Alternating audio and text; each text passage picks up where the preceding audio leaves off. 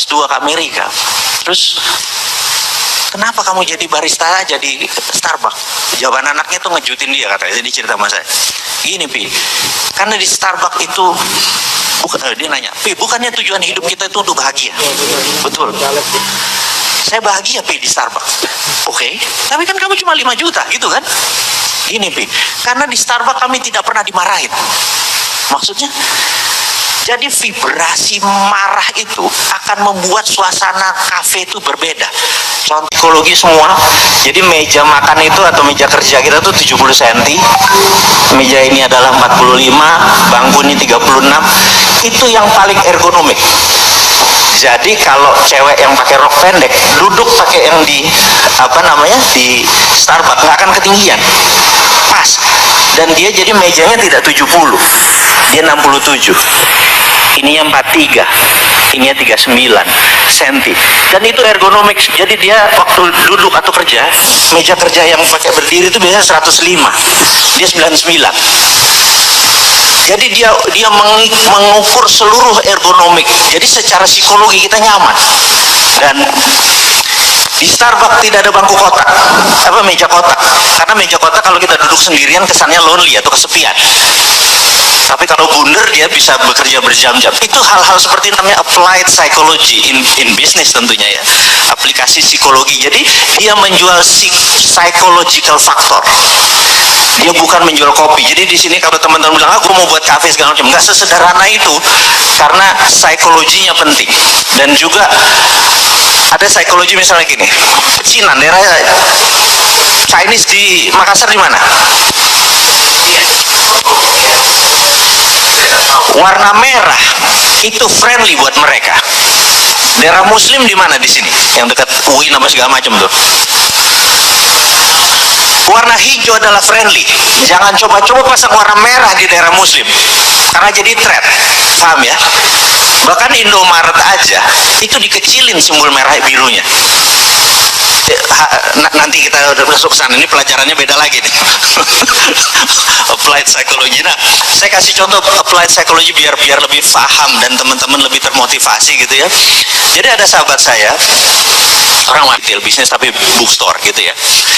Dia cerita sama saya tuh agak sebel sama anak saya karena S2-nya di Amerika saya keluarin uang hampir 3,5 miliar.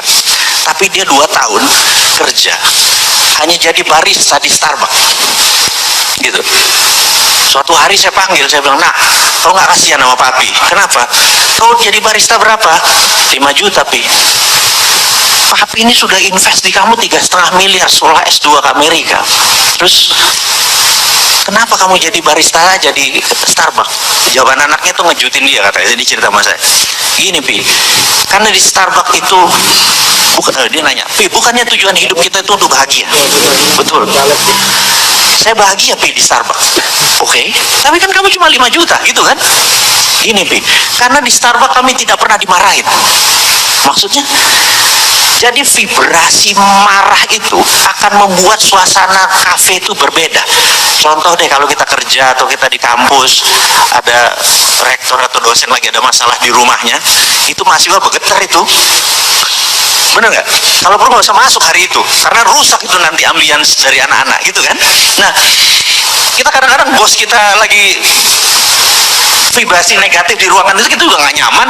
Paham ya maksudnya ya?